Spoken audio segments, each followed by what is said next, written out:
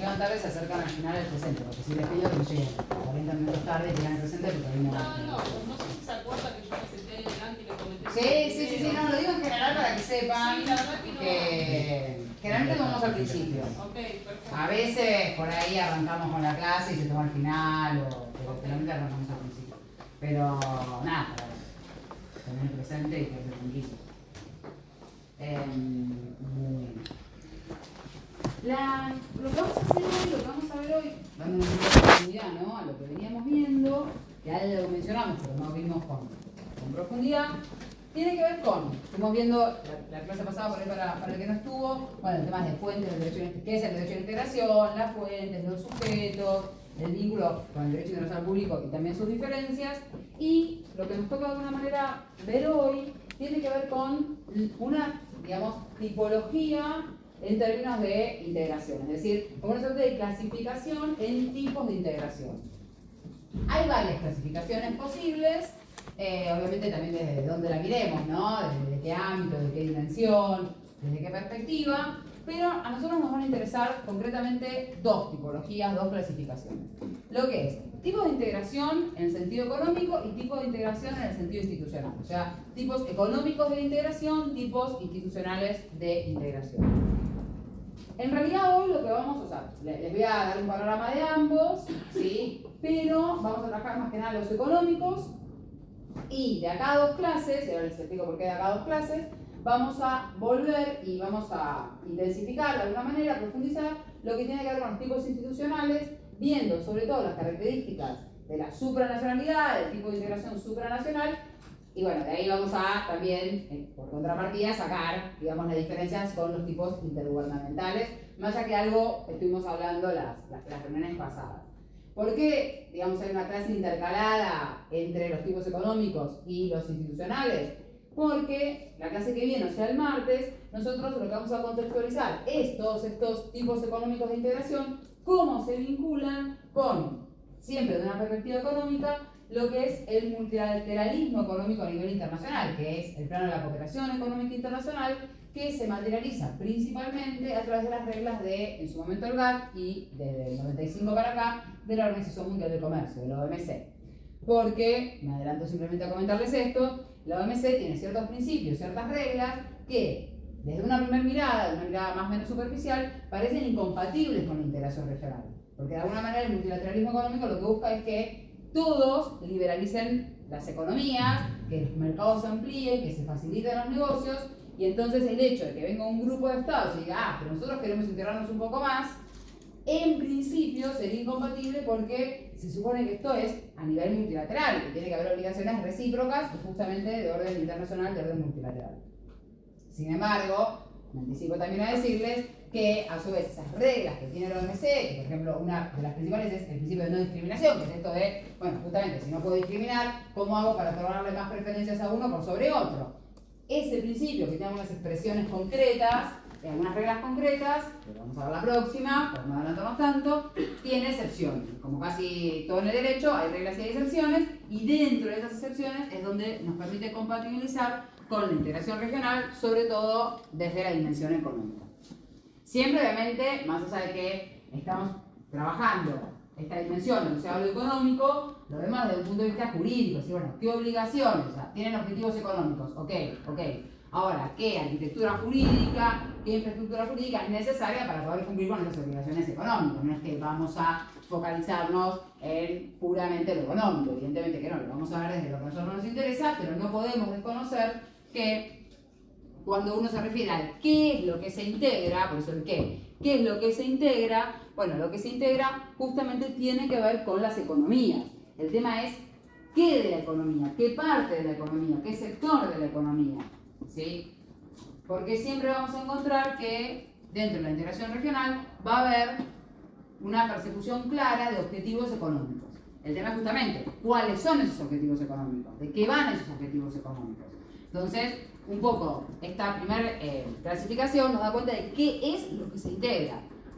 A ver, son los mercados, son las aduanas, digamos, son la liberación, digamos, en la circulación de bienes, qué tipo de bienes, qué sectores de bienes, ¿sí? En ese sentido, vamos a ver que hay toda una tipología que va de menor a mayor, es decir, tenemos, ahora vamos a ver por qué acá puse áreas de preferencias y lo dejé como un poquito afuera, pero vamos de lo menos a lo más, ¿sí? Es decir, vamos de un menor grado de integración a un mayor grado de integración.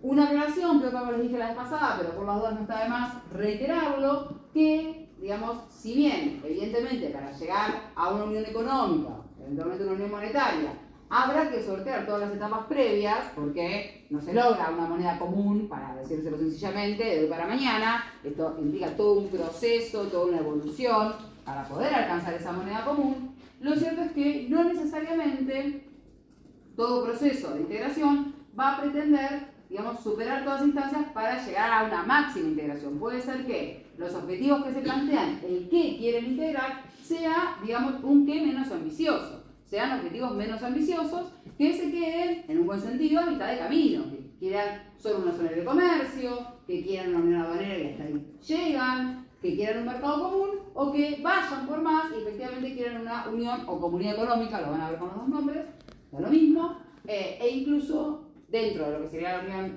económica, a buscar una unión monetaria.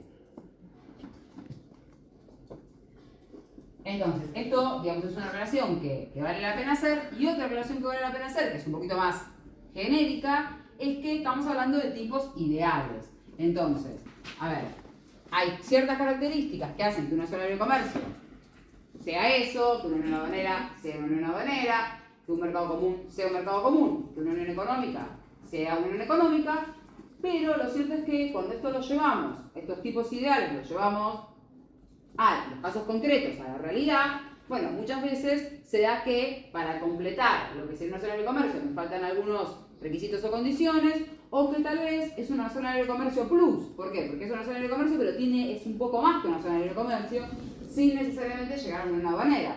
Entonces empezamos con estas subtipologías de zonas de comercio imperfectas, zonas de comercio plus, unión aduanera incompleta, digamos, como para dar cuenta que hay muchos grises. O sea, la realidad, el ser, genera muchos grises. O sea, acá lo que tenemos en estos tipos ideales es el deber ser. Cuando un grupo de estados se plantea hacer un mercado común, bueno, va a establecer ciertos objetivos que ahora vamos a ver son los propios de un mercado común. Es el caso del Mercosur. Ahora, cuando uno se pregunta, después de más de 30 años, si el Mercosur es un mercado común, la respuesta es que no es un mercado común. Entonces habrá que ver en dónde se quedó. Si se quedó en una unión aduanera, si se quedó en una zona de comercio, si ya sea una o la otra la podemos entender en un sentido perfecto o está en un estadio intermedio. Entonces eso es algo que nosotros, digamos, estas tipologías nos van a servir como para caracterizar los distintos procesos de integración que vamos a ver, sobre todo en términos desde el punto de vista normativo, es decir, bueno, a ver, hay un tratado constitutivo, la fuente de derecho originario del proceso. Seguramente ahí vamos a encontrar los objetivos económicos. Digo seguramente porque puede ser que eventualmente haya una reforma posterior que modificó esos objetivos económicos, pero normalmente vamos a encontrar los objetivos económicos en el derecho constitutivo, normalmente en el original, en el que da origen, el tratado que crea el proceso. Entonces, uno ahí generalmente va a poder identificar el tipo que se pretende ser, porque claro, en los papeles es más fácil ajustarse a lo ideal. Después, cuando lo llevamos con el paso del tiempo bueno, ¿qué sucedió en la realidad? Pues si esto es algo muy reciente, es lógico que de pronto no se haya cumplimentado acabadamente. Pero la verdad que normalmente no tenemos procesos hoy por hoy que se hayan celebrado los tratados constitutivos hace muy poquito como para decir, bueno, es lógico que no haya llegado. Normalmente hay un tiempo, como Mercosur, más de 30 años, en donde uno puede hacer ese diagnóstico, puede decir, bueno, qué se hizo y qué no se hizo, y ahí es donde, bueno, justamente vamos a ver que en la realidad, bueno, justamente se advierte que estos tipos son ideales, ¿sí? Que después en la práctica, en el ser, muchas veces no se respeta al 100%, y a veces mucho menos que el 100%, el deber ser que responde a la tipología ideal. Esto pasa en general, ¿no? Los tipos ideales de Weber, etcétera. Digo, no es algo que solamente haga nuestra disciplina, pero bueno, me parece interesante traerlo a colación porque lo vamos a estar viendo todo el tiempo. ¿Qué pretende ser? ¿Qué es? ¿Qué debería ser? ¿Qué es? Etcétera. Y a su vez, no me voy a meter, pero para que note la distinción hacia dónde va, cuando hablamos de los tipos institucionales, que ahí sí claramente hay una nota mucho más, digamos, relacionada, vinculada con lo jurídico, con el derecho. Más que nada, esta tipología de corte institucional, ya sean intergubernamentales o supranacionales los procesos, más que nada apunta a quién o quiénes se integran y cómo se integran. Son los gobiernos, son los estados, son instituciones comunes que se crean y cómo a su vez se da la integración. Es a través de normas que gozan de una jerarquía superior, es a través de normas que terminan teniendo una jerarquía inferior a las normas de derecho interno, ¿sí? ¿Qué efecto tienen esas normas? ¿Quiénes son los que toman en definitiva, o quiénes son en definitiva los que toman esas decisiones? ¿Cómo toman esas decisiones?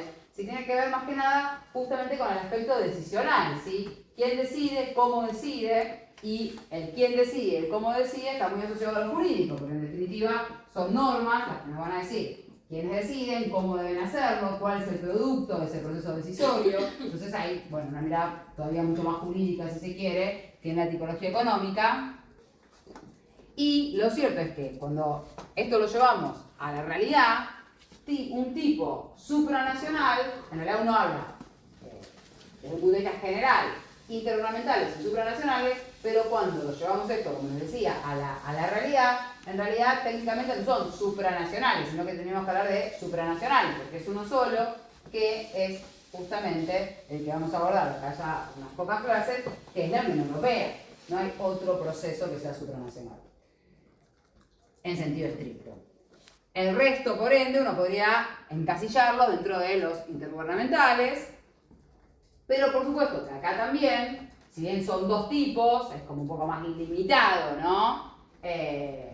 La caracterización, lo cierto es que tengan en cuenta que también hay matices, hay, digamos, ciertas zonas grises también, porque a veces encontramos procesos que uno los va a calificar de intergubernamentales, pero de pronto tienen alguna nota de supranacionalidad.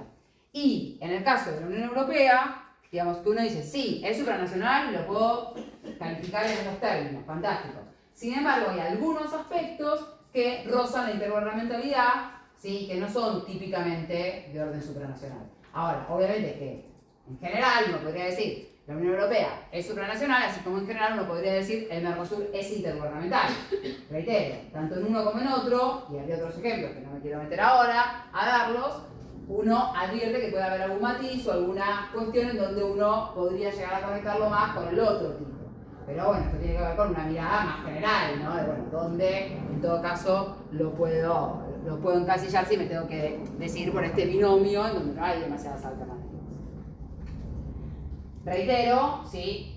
Todo lo que tiene que ver con esta tipología de corte institucional, la distinción entre intergubernamentalidad y supranacionalidad, en esto de quién decide, cómo decide, ¿sí? Qué efectos tiene en todo caso el producto de esas decisiones, lo vamos a ver el viernes que viene, acá justo a una semana, con más profundidad, y eso nos va a abrir también el camino, porque vamos a trabajar mucho el tema de la supranacionalidad, justamente a lo que es la Unión Europea, que después ya sí, la siguiente semana, ya vamos a entrar más de lleno en lo que es Unión Europea. Entonces esto por ahora lo dejamos, ¿sí? Y nos referimos a qué es lo que se integra. Cómo se integran en todo caso, qué de esas economías, de los estados, es lo que en concreto se va a integrar a partir de esta tipología, que como decíamos va de un menor grado de intensidad a un mayor grado de intensidad. A ver, en general la doctrina entiende que hay 4 grandes tipos de integración económica, que son la zona de libre comercio, que a veces la van a ver como área de libre comercio, está bien, ¿sí? Yo prefiero hablar de zona porque como hay algo que vamos a llamar áreas de preferencias, para que ustedes no se confundan, entonces zona saben que es libre comercio, pero si ven o dicen área de libre comercio va a estar bien. Entonces, zona o área de libre comercio, unión aduanera, acá les hago una salvedad. Algunos autores hacen una distinción entre unión tarifaria y unión aduanera, que ahora vamos a ver mínimamente de qué se trata. Yo en general, no, por lo menos a los fines de esta materia, no me parece relevante hacer esta distinción. Sí entiendo, por ejemplo, para el derecho aduanero, que bueno, tiene sentido esa distinción. Pero también se los digo porque van a la bibliografía y por ahí encuentran esta distinción, ¿sí? Luego tenemos el mercado común, que algunos autores lo llaman mercado único o también mercado interior. En realidad el término mercado interior lo acuñó la Unión Europea ya hace muchos años, en los años 80, y en general, mercado interior, mercado único, mercado común es lo mismo, pero la verdad que el término mercado interior es como muy, digamos, como uno lo lee y normalmente tiene que ver con la Unión Europea. En cambio, mercado común o mercado único es como más general, más genérico. En el caso del Mercosur, el nombre lo indica, es lo que pretende ser, el deber ser, el tipo ideal es un mercado común del sur, significa Mercosur. No es el único proceso que intenta o aspira a ser un mercado común, por cierto. Y el tipo más avanzado de integración, económicamente hablando, es la Unión Económica. Ahora vamos a ir viendo de qué va cada uno, ¿no? Y dentro de la Unión Económica hay como una suerte como de subtipo, tipo una especie, o sea, el género es la Unión Económica, y podríamos decir que hay una especie dentro de la Unión Económica que es la Unión Monetaria. No es un tipo distinto, normalmente se incluye como un subtipo, una especie de unión económica que tiene un plus, obviamente, que es un poquito más. Entonces, nosotros diríamos, estos 4 tipos, ¿sí? 1, 2, 3, 4, más allá de estas salvedades que le dice como alguna suerte de género, especie y demás, pero genéricamente estos 4 subtipos, nosotros vamos a decir que esto es integración regional. Lo que es menos que una zona de comercio, que básicamente se llaman las áreas de preferencias, que las áreas de preferencias pueden ser a su vez de distinto tipo, pueden ser arancelarias, pueden ser aduaneras, pueden ser económicas, arancelarias, aduaneras económicas, ¿sí? Pero en cualquiera de esos casos, si se trata de un área de preferencias, eso no va a ser integración y va a ser cooperación. ¿Cooperación de qué tipo? Cooperación internacional económica o cooperación económica internacional, como prefieran. Es decir, esto entra básicamente dentro del estudio del derecho económico internacional, que es una subrama del derecho internacional público, que todavía por lo menos hasta el día de hoy no se ha desprendido como una rama autónoma, es parte del derecho internacional público. Entonces estamos hablando de cooperación, ¿sí? Cooperación puntualmente de orden económico, evidentemente, y de tipo internacional, porque es entre estados, ¿sí? Y si uno tiene que encontrar, bueno, ¿quién estudia esto? Como les digo, es el derecho internacional público, y si uno quisiera puntualizar un poquito más, el derecho económico internacional. Que también se estudia justamente en el ámbito, cuando uno habla de derecho económico internacional, cuando uno también automáticamente piensa en la OMC y en todo el tema de las reglas del multilateralismo económico. Obviamente está el Fondo Monetario, bueno, el Banco Mundial, etcétera, hay otras instituciones también que tienen algo para decir. Y, a su vez, digamos, si yo tengo cooperación que no llega a integración, después tengo los tipos que son estrictamente integración, bueno, ¿y qué pasa si hay una integración, entre comillas, que podría ser incluso más que una unión económica / monetaria? Bueno, eso ya implicaría, ¿sí?, algo distinto que también deja de ser integración, que no ha sucedido en sentido estricto, por lo menos, digamos, en el último siglo, que ya tendría que ver con una suerte de unificación de esos estados. Y si yo hablo de una unificación de esos estados, ya estaría pensando básicamente en una estructura distinta a lo que es un proceso de integración regional, como podría ser una federación de estados o una confederación de estados, ¿sí?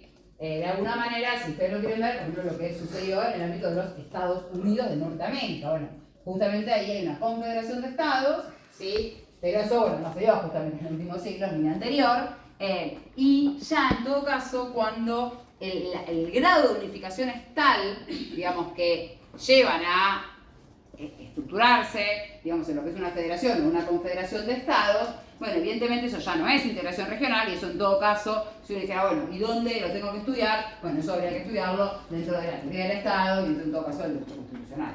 Pero no sería tampoco materia de estudio de nuestra materia, porque ya implica un grado tal de, justamente, búsqueda de una unidad, que esa búsqueda de unidad llega a algo distinto y que ya no es estados soberanos independientes que se integran entre sí. Porque de hecho los estados de Estados Unidos no son independientes. Entran dentro, el estado que tiene, digamos, personalidad jurídica y que negocie es Estados Unidos de Norteamérica, no es cada uno de sus estados. Entonces, en ese sentido, digamos, la integración implica que los estados siguen siendo estados, siguen siendo unidades políticas, siguen siendo independientes y siguen siendo soberanas, por más que de pronto, para algunas cuestiones, deleguen competencias a una entidad de orden, incluso de orden supranacional, como se da en el ámbito europeo.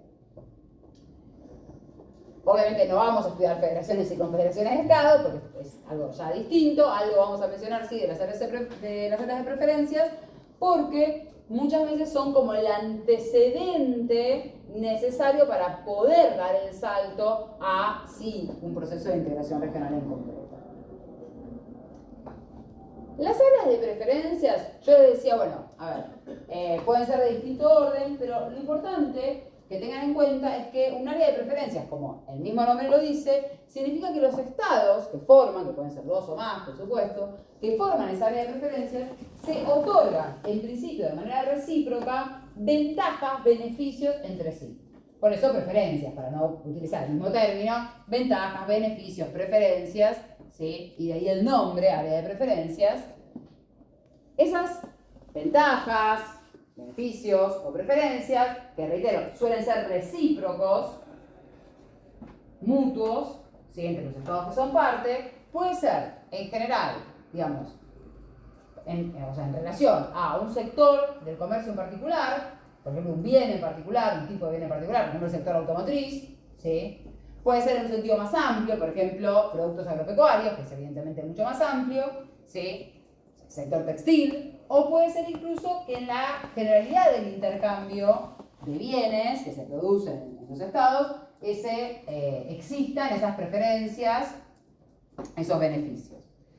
Esas preferencias, esos beneficios, ¿en qué se materializan en concreto? Bueno, en que se reducen aranceles, o sea, se bajan los aranceles, entonces es más fácil comerciar, se facilita el comercio porque se reducen los aranceles. Puede ser, eso sería, si se reduce a reducciones de aranceles, eso sería un área de preferencias justamente arancelaria. Pero puede ser que los beneficios no solamente sean arancelarios, sino que también tengan que ver con la eliminación de otro tipo de medidas restrictivas del comercio, que son de orden aduanero, pero no necesariamente arancelario. A veces, digamos, se obstruye el comercio generando o obligando a determinado tipo de packaging para poder pasar por la aduana, ¿sí? Un determinado bien. Entonces, ahí, cuando se eliminan esos obstáculos, a veces se llaman obstáculos técnicos al comercio, o ciertas medidas que pueden tener alguna finalidad, pero a veces se desvirtúa. Por ejemplo, pueden tener una finalidad de orden fitosanitario, ¿sí? Para proteger la salud vegetal, animal, humana, etc. Pero a veces es la excusa para obstaculizar el comercio porque le pongo, no aumento el arancel, pero le pongo tantas exigencias para que pueda ingresar al país, que en definitiva casi que es peor que el arancel. Entonces, ya cuando no solamente se reducen aranceles, sino también medidas restrictivas al comercio, ya hablamos de un área de preferencias de orden aduanero, un poquito más, y a su vez, a veces, para que se comercien los bienes a nivel internacional, puede haber, más allá de lo que es los aranceles, en términos de dinero concreto, puede haber tasas, puede haber impuestos que también hay que pagar, y eso obviamente encarece, y eso obviamente, digamos, no facilita el comercio, sino que en todo caso lo restringe. Entonces, cuando también hay facilidades, ventajas, beneficios en orden impositivo, cuestiones de tasas, etcétera, tributos, entonces ya ahí tenemos, en sentido un poquito más amplio, un área de preferencias económicas. Pero siempre son algunas ventajas, ¿sí? Normalmente sin alcanzar el total de los bienes que se pueden intercambiar.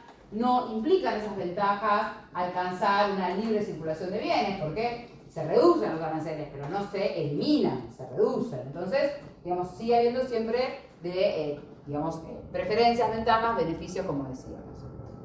Normalmente, ¿cómo se pacta esto? Se pacta a través de un tratado, en donde se establece cuáles van a ser esas ventajas en concreto. Esto no necesita de personalidad jurídica, no necesita de órganos, es siempre un acuerdo de tratado internacional de orden económico que justamente materializa la cooperación económica entre 2 o más estados en un determinado sector de la economía o en varios sectores de la economía. ejemplo de un área de preferencias, o sea, áreas de preferencias hay cientos.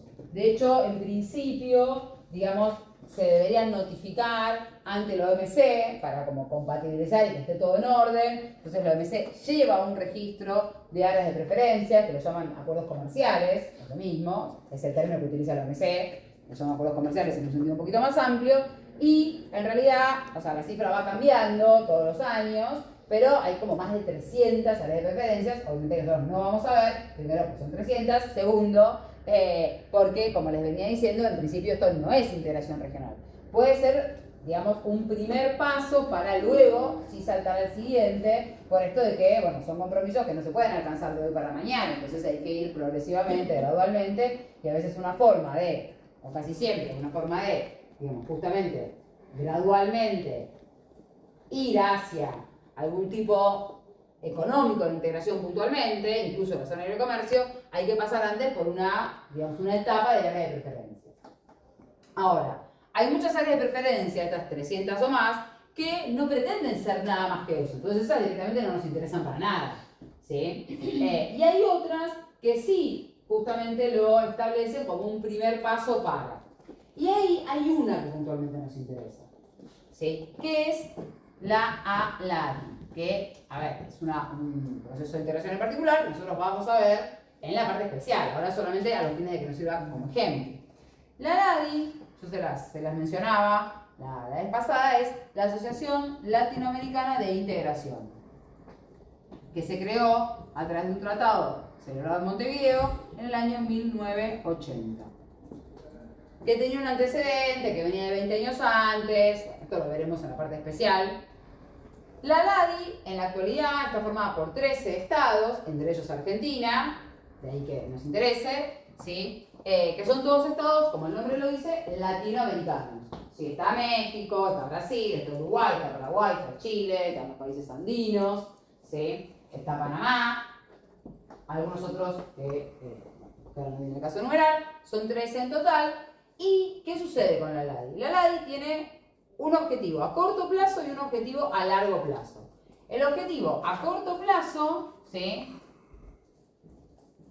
es justamente conformar un área de preferencias económicas. O sea, dentro de las áreas de preferencias sería como un poquito la más avanzada, la que implica tasas, tributos, aranceles, medidas restrictivas, etc. De hecho, la ALADI hoy es un área de preferencias sin lugar a dudas, entre estos 3 estados. El tema es que a largo plazo,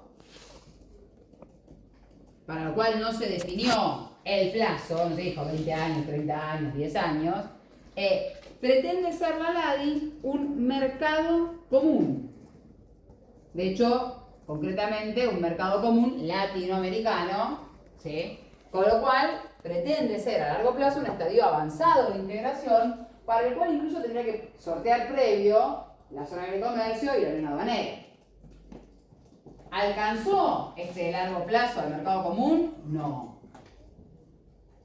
Por el momento no. Ya vamos a ver qué instrumentos, qué herramientas se plantean jurídicamente hablando para alcanzar, ¿sí?, el área del mercado común, que no ha alcanzado, pero hay algunas herramientas y ha habido avances. No es que se quedó acá y nada más, pero bueno, esto lo vamos a ir más adelante. Pero ahora solamente para que entiendan que es considerado un proceso de integración. El nombre mismo se refiere, a veces los nombres no están mal, ¿no? Pero bueno, en principio se supone que había una coherencia y que deberíamos responder al nombre. Ya el propio nombre se refiere a integración y es un proceso que nosotros vamos a trabajar justamente porque, por varios motivos, porque Argentina es parte, porque va a ser que es un área de preferencias y nos sirve de ejemplo, a largo plazo pretende ser un mercado común, y porque además, ¿sí?, esto es como un plus, que no necesariamente viene al caso de lo que estamos hablando ahora, es el marco normativo, el paraguas, para la existencia de lo que es el Mercosur. Entonces hay un vínculo en donde hay un proceso regional, que es la ALADI, y un proceso subregional, que es el Mercosur,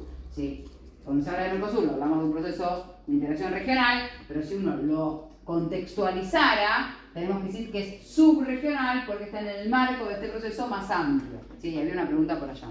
Sí, sí o sí es un progreso escalonado, no puede pasar de una zona de libre comercio a un mercado común, sí o sí tiene que pasar por una... No necesariamente, o sea, no hay como un deber ser que sí o sí tiene que pasar por algún motivo jurídico, filosófico, pero normalmente, ahora vamos a ver un poco de qué va cada cosa, y normalmente es difícil poder saltar totalmente la etapa. Lo que se puede es, como de alguna manera, pasar rápido la etapa y que prácticamente, digamos, se fue en tan poco tiempo, se pudo avanzar que por ahí uno la deja por alto, ¿no? Un poco a veces pasa en el ámbito de lo que es la Unión Europea, que la primera etapa, que para la zona de libre comercio, una nueva manera, es como que prácticamente, digamos, se pasó muy rápido y ya estaba en una instancia de tener que sentar bases para un mercado común y demás, o un mercado interior como ellos lo llaman, pero vemos por ahí que en otros ámbitos, pensemos que igual eran 6 países, no eran los 27, porque si no eran los 27 en ese momento la veía difícil. Eran 6,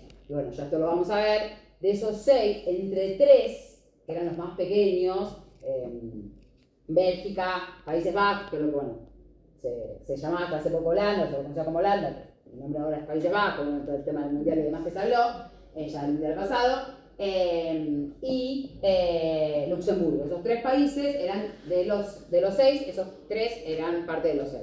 Y entre esos 3 ya existía entre ellos una unión aduanera. Entonces era como, bueno, de alguna manera ya había 3 que venían como combo y los otros 3, que eran Francia, Alemania e Italia, sobre todo Francia y Alemania, estaban muy interesados en avanzar rápido, porque eran un poco como los padres de la Unión Europea. Entonces querían avanzar rápido, bueno, Italia, digamos, no le quedó otra que avanzar al mismo ritmo, ya que estaba dentro. Bueno, esto hizo que se pudiera avanzar mucho más rápido que en otro proceso de integración, por más que en el caso de Mercosur arrancamos 4, con lo cual desde ese punto de vista, pero bueno, intereses distintos, contextos distintos, voluntades políticas también evidentemente diferentes, nivel de compromiso y de responsabilidad también distinto, y bueno, eso hace que cada proceso, un poco lo que habíamos comentado, ¿no? Que tiene como que es muy particular y como que tiene como una identidad propia.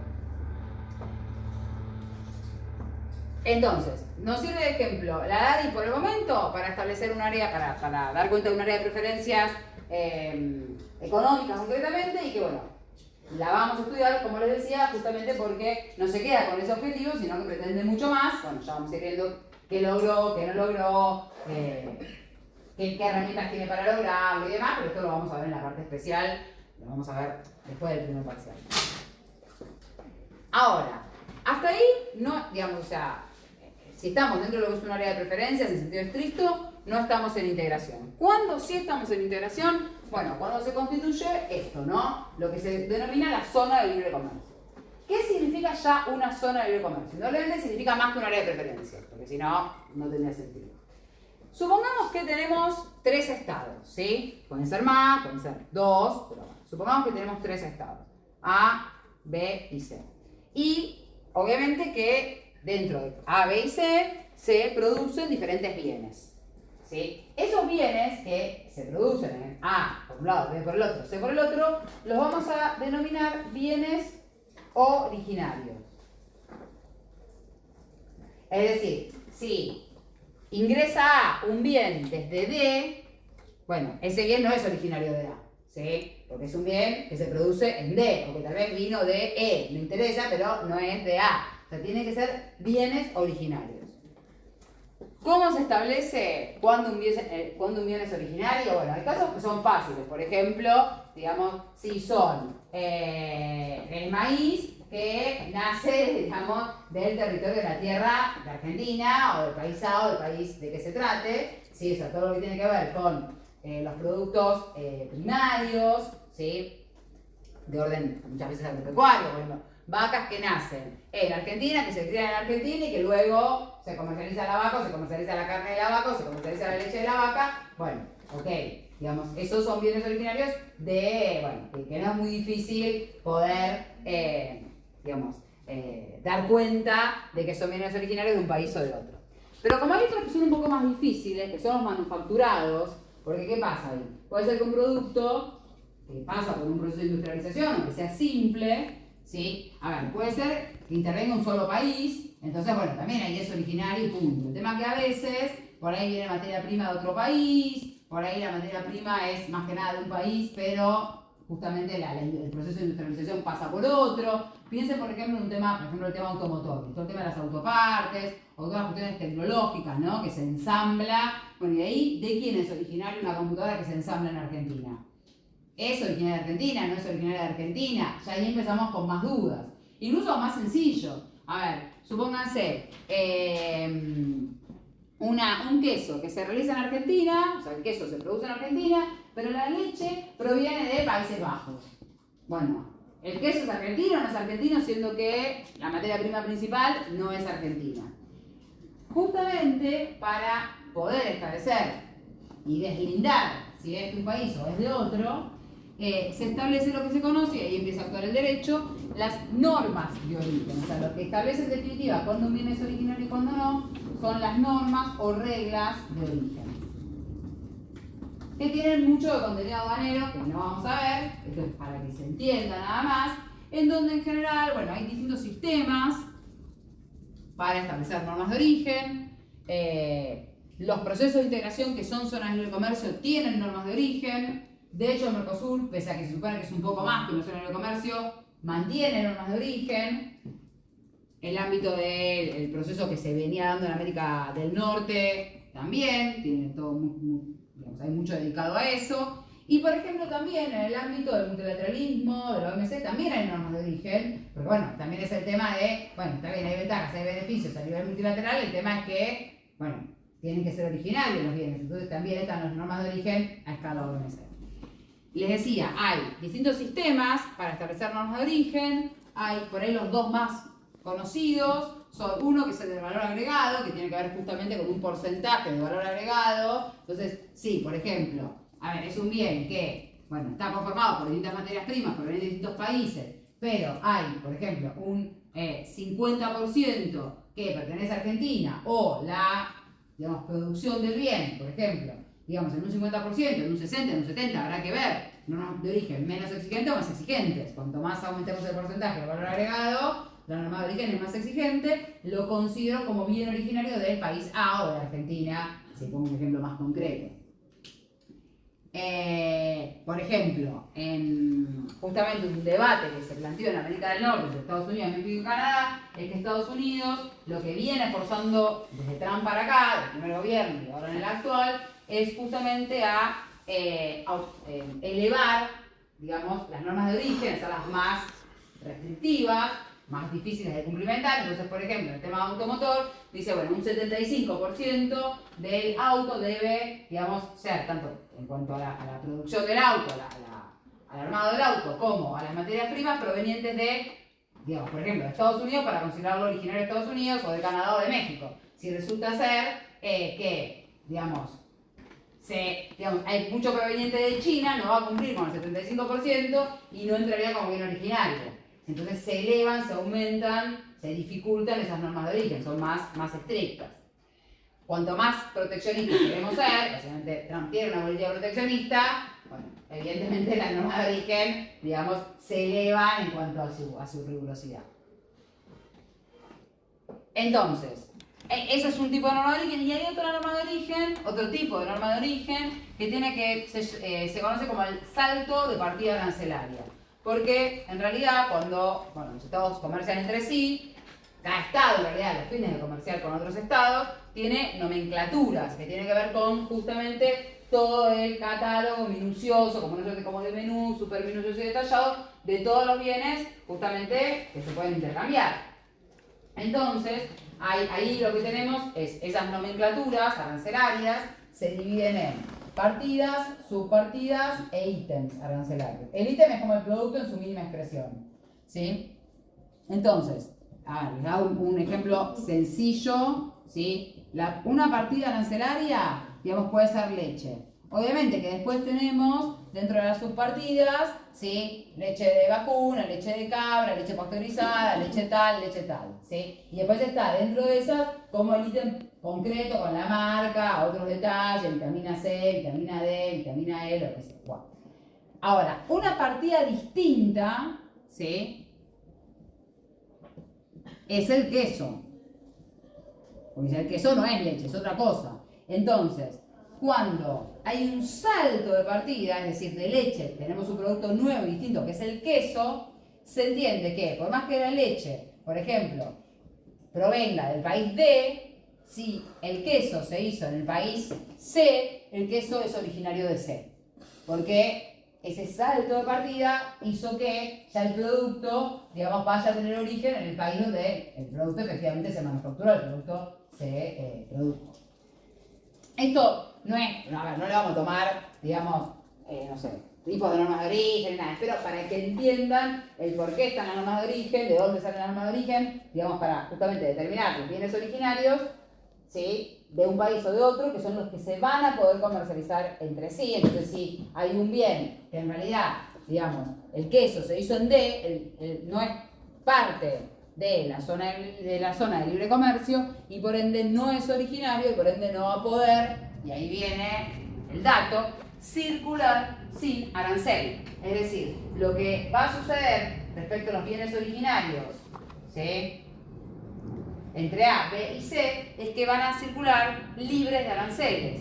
Entonces esto se puede decir de dos maneras distintas, que quiere decir lo mismo. Una, circular con arancel cero, ¿sí?, implica libre circulación de bienes.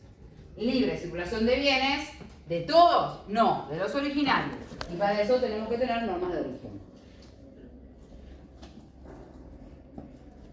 Ahora, A, B y C, y los que sean, pero en este ejemplo son 3, conforman una zona de libre comercio en tanto y en cuanto los bienes originarios de ellos, ¿sí?, circulan sin arancel, circulan libremente, al menos en lo sustancial de su intercambio. ¿Qué significa esto? A ver, puede haber alguna excepción importante, pero que es aislada.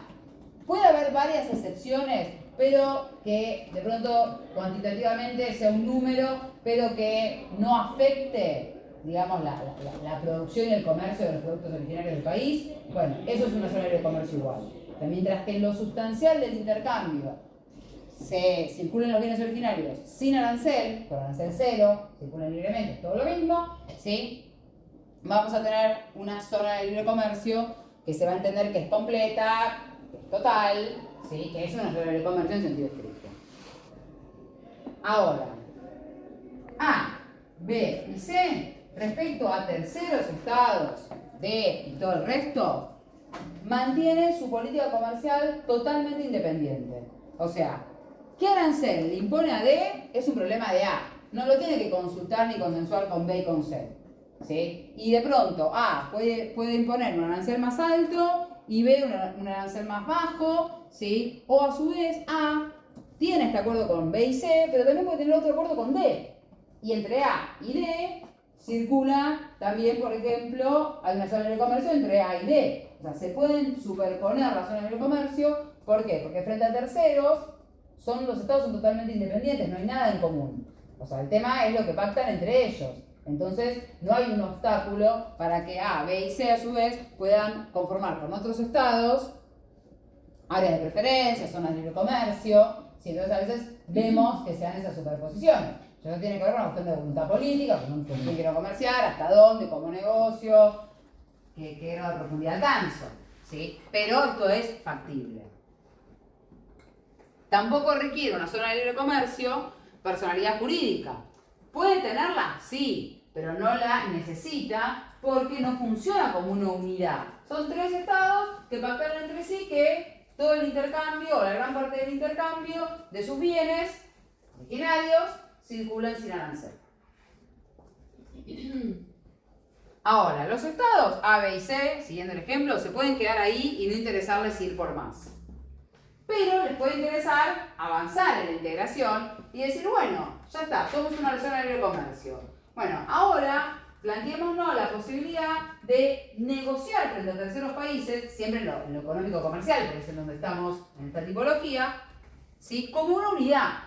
Ya entonces, jurídicamente hablando, si yo busco una unidad para poder negociar, ahí sí ya tengo que pensar en personalidad jurídica. Y dentro de la tipología podemos pasar a una unión aduanera. ¿Por qué? ¿En qué sentido una unión aduanera? Porque A, B y C van a mantener la circulación cero, o sea, el arancel cero para el intercambio a nivel intrazona, pero respecto a D, a E, a F y a Z y todos los demás, ¿sí? Van a mantener una política comercial común.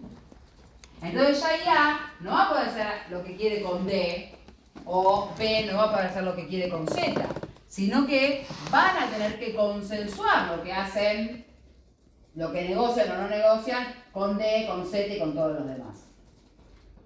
Esa política comercial común, en donde ya hay como una pequeña pérdida, entre comillas, de soberanía, porque ya, digamos, no tienen las manos libres y tienen que, digamos, consensuar la política comercial común, se traduce de mínima en un arancel externo común. Es decir, tienen que pactar respecto a terceros estados cuáles son los aranceles de los productos que se comercializan. El hecho de que ya haya una tarifa común o un arancel externo común, como se suele denominar, hace que ya estemos dentro de lo que los autores les decían que distinguen, sea una unión tarifaria. Ya eso es una unión tarifaria. El tema es que se supone que una unión aduanera debería conformar, en este ejemplo, en A, B y C, un territorio aduanero único. Es decir, las aduanas internas prácticamente se desintegran y empieza a haber una aduana común y el concepto del territorio aduanero cambia de ser el concepto del territorio del propio país, con sus particularidades y sus individualidades, para ser el territorio de los 3 países en el ejemplo. Ahora, para poder conformar en sentido estricto una unión aduanera, es decir, que implica un territorio aduanero único, además del arancel externo común, la tarifa externa común, tiene que haber algo más. Tiene que haber un código aduanero común. Ya no es el código aduanero de cada país que define qué implica su propio territorio, ¿sí? Como territorio aduanero y demás obligaciones y derechos, sino que ya todos tienen que tener un código que es el mismo para todos, ¿sí? Y al cual están comprometidos. Y además, el tema es que, como se conforma en un único territorio aduanero, en términos aduaneros, a ver, lo que ingresa, o sea, la renta aduanera que ingresa desde D, desde E, desde F o desde Z, ingresa al territorio aduanero. El tema es que el territorio aduanero resulta ser que puede ser a su vez territorio, políticamente hablando, de A, de B o de C. Y los estados siguen estando. Y son soberanos y están interesados también en la renta aduanera. Entonces tiene que haber reglas de redistribución de la renta aduanera. Imagínense que todo, por un tema de que está mejor localizado, cerca del puerto, lo que fuere, todo entra por A. Y tenemos un problema con B y con C, entonces hay que redistribuir la renta aduanera. Entonces, además de, ahora voy a apuntar aquí por allá, además de haber un arancel externo común, que eso ya del vamos implica una unión tarifaria, para hacer una unión aduanera en sentido estricto, tiene que sumarse el código aduanero común, las reglas de redistribución de las rentas aduaneras y otras cositas más, pero en lo sustancial, la eliminación de las normas de origen. ¿Por qué? Porque si conformamos un único territorio, ya no nos interesa que un bien ingrese de D a A, ¿sí? ¿Por qué? Porque si ingresara no a A, sino a B, para que después circule, para que circule, o sea, ingresa con el mismo arancel, entonces no habría posibilidad de triangular, ¿sí? Ningún tipo de generar como nosotros como de fraude, porque en definitiva, ingrese por donde ingrese, el territorio es único, ¿sí? Y una vez que ingresa, ya está, no importa por qué aduana en concreto ingresó. Ingresó al territorio aduanero común, entonces a partir de ahí circula con arancel cero. Entonces, en una unión aduanera perfecta, no se necesitan normas de origen. En líneas generales, muy bien la pregunta, digamos, yo prefiero hablar, y por ahí los autores que hacen más derecho de integración, no tan acoplado a un aduanero, directamente de unión aduanera teniendo en cuenta, bueno, esto, ¿no? ¿Qué significa unión aduanera en sentido estricto? Bueno, significa el arancel externo común, el código aduanero común, las reglas de redistribución de la renta aduanera y la eliminación de las normas de origen. Bueno, y la personalidad jurídica propia, porque si no, ¿cómo hago para negociar en conjunto con terceros si no me puedo manifestar como una unidad? ¿Sí? si hacen la distinción un poquito entre unión tarifaria y unión aduanera, no va a estar mal. En realidad, ejemplo de unión aduanera en sentido estricto es difícil de encontrar porque hay procesos de integración que ya superaron el estadio de unión aduanera y otros que todavía no alcanzaron la unión aduanera. En el caso del Mercosur se suele decir que es una unión aduanera imperfecta. ¿Por qué? Porque no tiene todos esos instrumentos que debería tener una unión aduanera. Por eso que algunos autores, como por ejemplo Basaldúa, que es experto en derecho aduanero y en integración, pero desde la perspectiva del derecho aduanero, dice que el Mercosur es una unión tarifaria. Porque sí hay arancel externo común, por más que tiene algunas excepciones, el tema es que le faltan los otros condimentos. ¿Sí?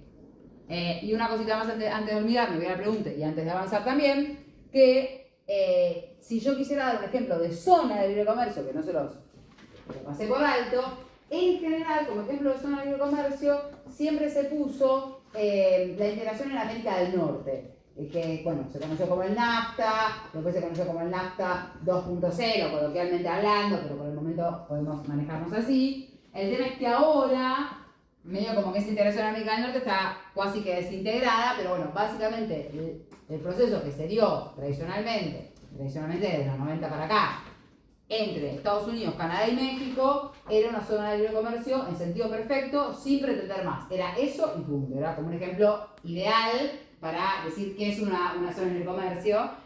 Bueno, ahora, digamos, se nos cae un poquito el ejemplo, pero pongámoslo o mantengámoslo por el momento. Siempre A, B y C tienen que tener proximidad geográfica, ¿verdad? No necesariamente.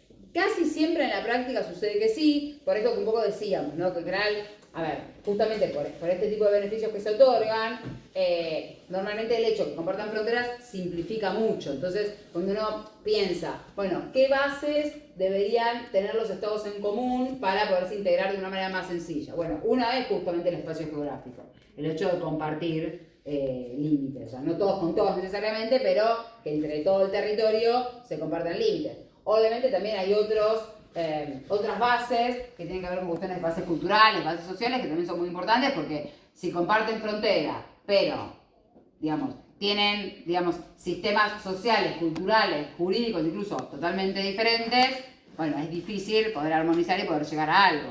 Pero bueno, hay varias cuestiones que facilitan la integración o entorpecen la integración. Por eso es que también hace que, bueno, la integración según continentes o subcontinentes, bueno, a veces es diferente, por ello, o sea, puede ser más difícil o más sencilla por este tipo de cuestiones.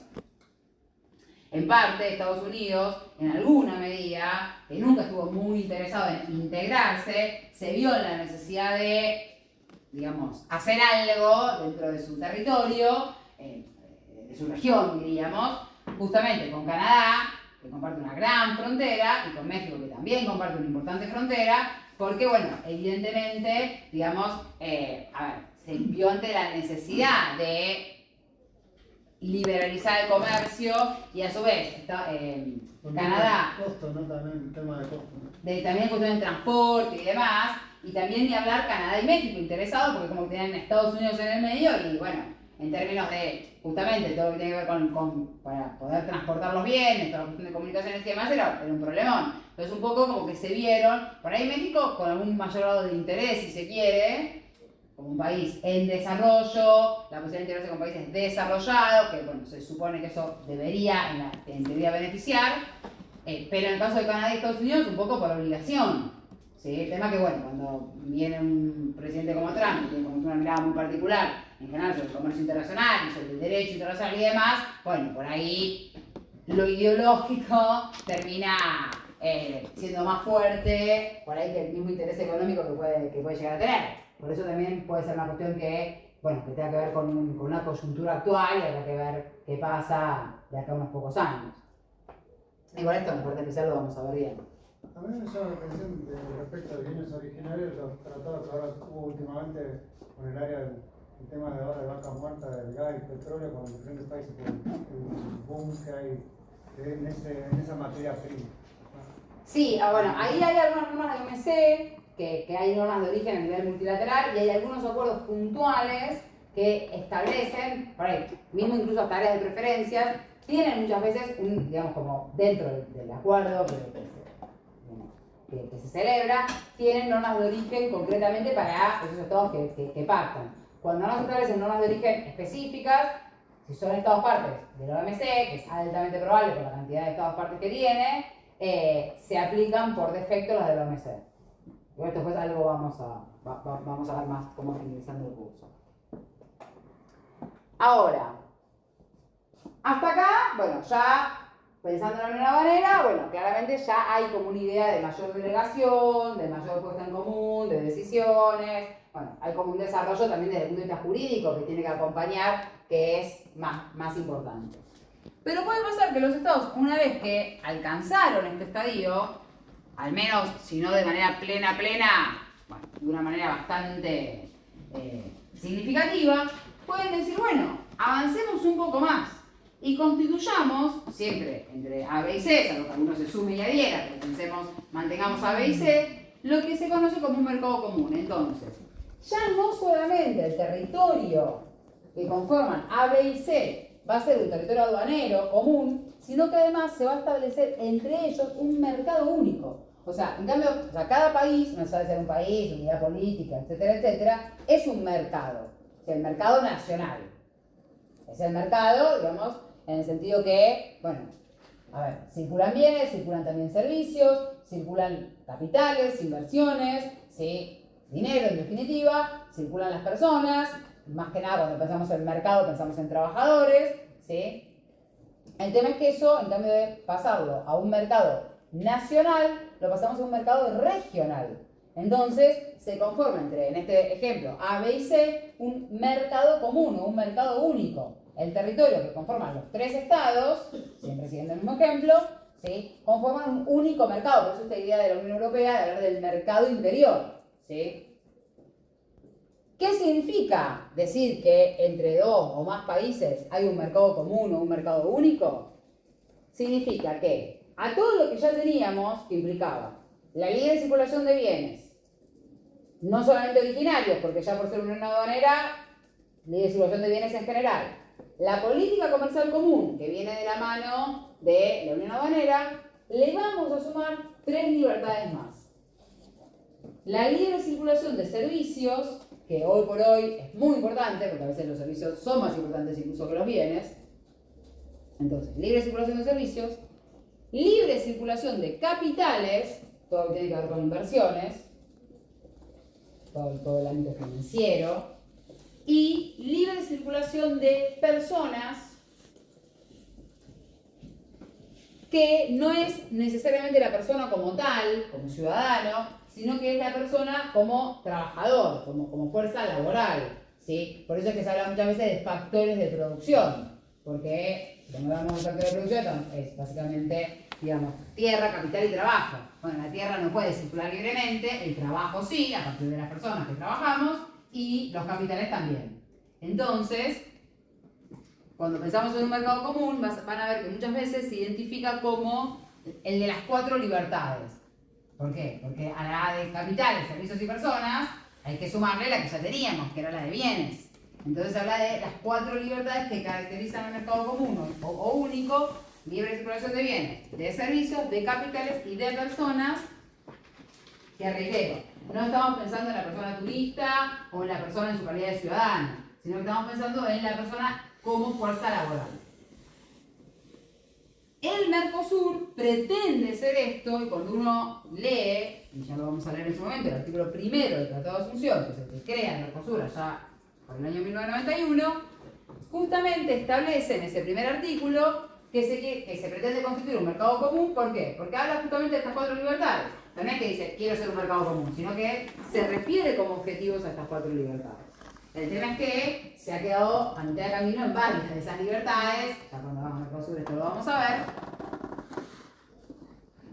Y en realidad, si uno quiere pensar en un mercado común, en sentido estricto, pleno, con todos los condimentos, con todas las libertades, no encontramos, digamos, algunos autores entienden que habría una suerte de mercado común en el ámbito de la Comunidad Andina de Naciones, que está formada por Perú, Bolivia, Colombia y Ecuador. Otros autores dicen que en realidad es un mercado común imperfecto, porque la ley de circulación de personas, sobre todo, le falta, ¿sí? Y bueno, para quienes piensan esto, en realidad consideran que el único ejemplo de mercado común en sentido estricto es la Unión Europea. Lo que pasa es que la Unión Europea es más que un mercado común, porque bueno, la Unión Europea está acá básicamente. Pero para poder estar acá, obviamente que pudo consolidar previo un mercado, que ellos llaman mercado interior, un mercado único en sentido pleno. O sea, esta idea de que circulan libremente los bienes, los capitales, los servicios y las personas, y ahí hay un plus que tiene la Unión Europea, que primero, la libre circulación a partir de los años 80 y hasta los 90, durante esa década, básicamente, principalmente sí era el trabajador. Después se empezó a ampliar porque era el trabajador, pero también su familia, porque si no permito que el trabajador vaya con su familia y se desplace y pueda trabajar en otro estado y establecerse en otro estado, en realidad estoy restringiendo la libertad. Y bueno, y también el estudiante, porque el estudiante el día de mañana va a ser un profesional y va a ser un trabajador. Entonces como que se empezó a ampliar un poquito la categoría de qué entender por persona, y luego ya en 1992, hubo un cambio muy importante para el ámbito de la integración europea, porque se empezó a hablar del ciudadano europeo. Entonces, ya el que circula libremente no es porque trabaja o porque no trabaja, o en qué trabaja, o qué profesión tiene, o si es estudiante o no lo es, o si es jubilado o es pensionado, no interesa, es ciudadano europeo. Y si es ciudadano europeo, él y su familia, sean o no ciudadanos europeos, circulan libremente. Con el tema de y su familia, bueno, habrá que ver a qué le llamamos familia. Una cosa es el cónyuge o aquel que tiene una unión registrada, que es un mero conviviente. No es lo mismo los hijos que los ascendientes, lo que se llaman los padres. Bueno, ahí hay variantes, pero en líneas generales, el ciudadano europeo como ciudadano circula libremente. Y en principio eso se extiende a su familia.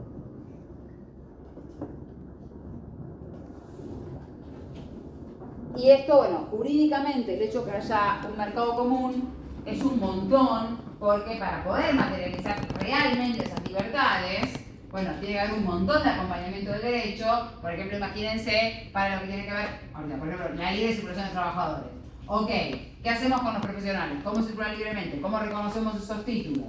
¿Sí? ¿Le exigimos algo? ¿No le exigimos nada? Para unas profesiones sí, tal vez para otras no. Previo a ello habrá que unificar un poco los programas para que, bueno, tenga sentido este reconocimiento automático y esta posibilidad de ejercer la profesión libremente. Bueno, ¿qué hacemos si prestaron, no sé, tareas en un estado, luego en otro y luego en el otro el día que se quieren jubilar, para todo el tema de las prestaciones previsionales? Bueno, todo eso, por ahora es un solo ejemplo como bastante obvio y lógico, que cualquiera lo piensa, digamos, más o menos fácil, digamos, bueno, todo eso implica tener por detrás toda una normativa, ¿sí? Entonces, bueno, eso hace que ya, si estamos hablando de un mercado común, tenga que haber un acervo normativo, un cuerpo normativo muy abundante de normas. Cuando ya por el 91 se creó el Mercosur, desde el punto de vista jurídico, estaban en el ámbito del derecho y en materias más o menos afines, bueno, se pensaba que esto iba a ser una revolución tremenda. Bueno, no fue tan tremenda la revolución porque nos falta bastante para ser un mercado común. Pero si realmente llegaban a ser un mercado común, bueno, jurídicamente hablando habría un montón para hacer. Incluso hay un montón para hacer sin alcanzar el mercado común, pero bueno, mucho más si se pretendiese realmente avanzar en ese sentido. Ahora, hasta ahí el mercado común. ¿Cómo llevamos un mercado común a una unión económica? Bueno, cuando se decide coordinar las políticas micro y macroeconómicas. Es decir, todas las políticas en relación a la inflación, a empleo, a Producto Bruto, la política fiscal, la política financiera, la política monetaria. Entonces, cuando no es unificar, porque si fuera unificación yo sé de otra cosa, pero sí cuando se armoniza, se coordina, se buscan ciertos parámetros comunes respecto a las políticas micro y macroeconómicas, ya ahí tenemos una unión o comunidad, son nombres que se utilizan los dos, es correcto, de orden económico, es una unidad o comunidad económica. Ahora, esa coordinación, por más que incluso tenga que ver con el tipo de cambio, la moneda y demás, no necesariamente implica que haya una unión monetaria, porque para que haya una unión monetaria, esa política no toda la política económica, pero la política monetaria debe unificarse. Ahí sí, no es coordinar, es unificar. Y para poder unificar, digamos, en concreto, esto implica tener una moneda común e implica tener un banco central o una institución también común. Uno piensa en un banco central, que puede tener otro nombre, pero en definitiva, digamos, una entidad que autorice la emisión, etcétera, etcétera, que tiene que ser común a los estados que la conforman. Y ahí, ¿qué es lo que nos pasa justamente con la Unión Europea? La Unión Europea claramente, como tal, es una unión económica, porque alcanzó, a partir de fines de los años 90, digamos, alcanzó justamente esta coordinación de políticas micro y macroeconómicas.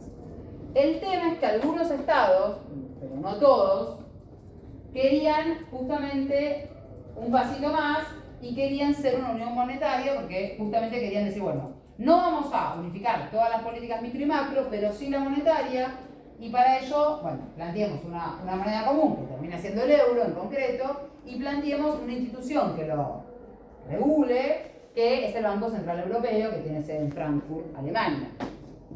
Ahora, algunos estados a eso se resistieron. Digamos, una resistencia absoluta y una resistencia relativa. La resistencia relativa era un poco recíproca de los que querían estar adentro y de los que no querían todavía estar adentro, porque era que no cumplían con ese grado tal de armonización de coordinación necesario para pegar ese salto. De hecho, algunos pegaron el salto muy rápido, tipo Grecia, y después se generó toda una crisis que casi se termina saliendo del euro, y todo un despiole, y tuvieron que ponerse a poner bastante plata Alemania y Francia y demás, y bueno, se resolvió el problema. Muchos estados no quisieron dar ese salto, que podía ser como muy prematuro. Aparte, en ese momento había varios estados que habían ingresado a la Unión hacía poco, entonces era como un montón, digamos, ingresar y aparte pegar ese salto. Entonces dijeron, bueno, sí, pero dame más tiempo. Y otros estados, que eran como los de las más irreductibles, que no querían saber nada, eran dos, que eran el Reino Unido y Dinamarca. Decían, no, yo no quiero ceder, digamos, y delegar toda la política monetaria, yo no quiero perder mi moneda. Hace una cuestión, bueno, en el caso de la libra esterlina para el Reino Unido, una moneda muy fuerte a nivel internacional, y además la cuestión, digamos, la moneda tiene que ver como con una identidad, o para nosotros de pronto no, porque digamos, la mayoría preferiría dolarizar, toda la historia, pero digo, digamos, para muchos países la moneda sí es como muy representativa, ¿no? La bandera, el escudo, el himno, la moneda, bueno. Entonces, ahí hay como una cuestión simbólica que, bueno, que los estados, o sea, España que tenía la peseta, etcétera, bueno, les costó en su momento dejarla de lado, que pasara a ser parte de la historia, pero bueno, finalmente eso, bueno, lo lograron, muchos estados lo lograron.